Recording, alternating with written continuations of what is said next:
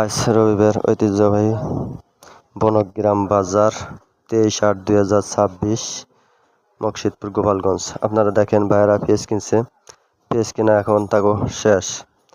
এখন পেঁয়াজ তারা এই যে দেখেন বস্তা আনছে, বস্তা বুকিং করবে। এই জন্য ভাইয়ের কাছে জিজ্ঞাবো ভাই আজকে কত রে কিনতেছে বাজার।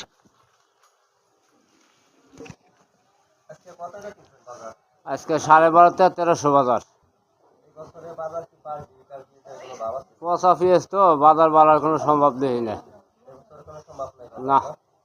ব্যাপারীরা লসে, গৃহস্থ লসে, ব্যাপারীর এবার শেষ, যা আছে কম বলে সব বাদ।